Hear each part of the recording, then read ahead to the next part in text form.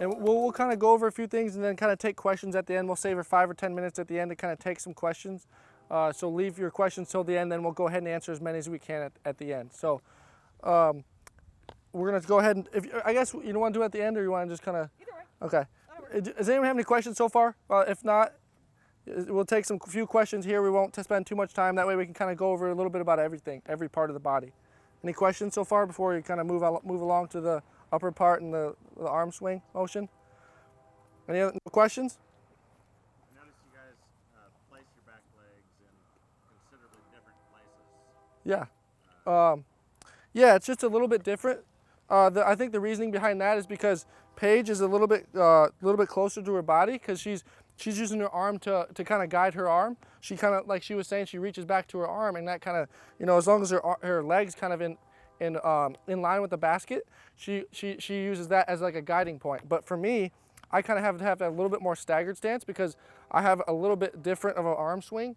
But the arms, like I said, I come down and she kind of comes to her side here, and which is fine. Like I said, it's all the same. Like, you notice the shoulders isn't different. The shoulder motion, everything's the same, and the planes, everything's the same, except she's just going to here and I'm going down to high. And so all the same concept with the weight shift and the arm swing and the timing is all the same. Her release point is staying on plane with wherever her aiming point is. I'm going from low down low to releasing high. So the release point is the only thing that's different.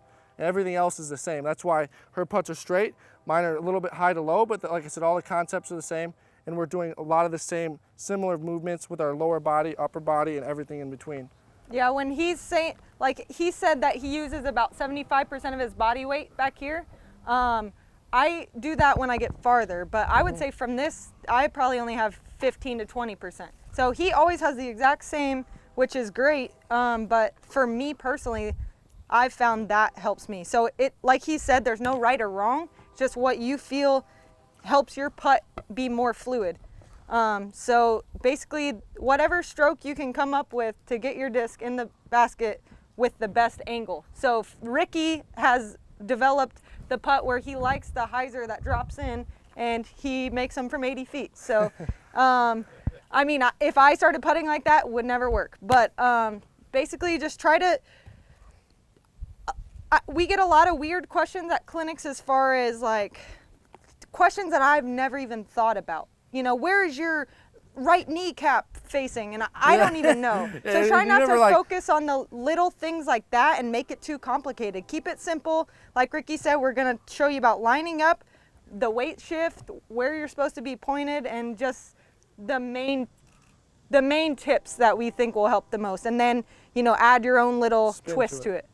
So I wouldn't worry too much about where your back left foot is, as long as your left foot you're coming off of and propelling into the shot. Does that make sense? All right, so okay. after the weight shift? You want to go, if there's no more questions, like I say, if there's any more that we missed, we'll go ahead and leave a little bit of time at the end. You want to do nose angle real quick? Okay, yeah, so we'll go ahead and talk about his question. It kind of goes hand in hand with his. What was your question again? How do you determine your nose pitch? Okay. Are you aiming?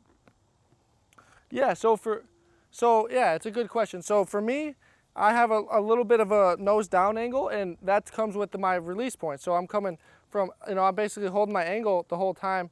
I don't change the angle. I'm not like doing like this stuff in the middle of my putt. I basically lock my angle in, but it's a controlled release. It's not like I'm trying to get that right at the end. I hold the angle the entire time, just like she does. She holds her angle the entire time. She might do different motions, but her angle never moves. She might do this or this stuff, but she's always going to be on plane with the basket. That's the number one thing. And because when you train your body, we train ourselves to, there's the left and right variable that's the most important thing with putting. If you can miss, obviously we're never trying to miss, but we try and eliminate the variables to high and low. Obviously when you get further away, it's harder to do that. But inside the 30, 40 feet, we try to be able to dial in high and low with, obviously this is the sweet spot, but our arm swing is most of the time going to be within the sweet spot of the basket, and so that goes hand in hand with your nose angle, because she holds it flat, I hold it like this, I hold it a little bit different than she does. I'm entering this way and she's going in straight, but we're holding the angle the entire time through our putt. We're never breaking our wrist.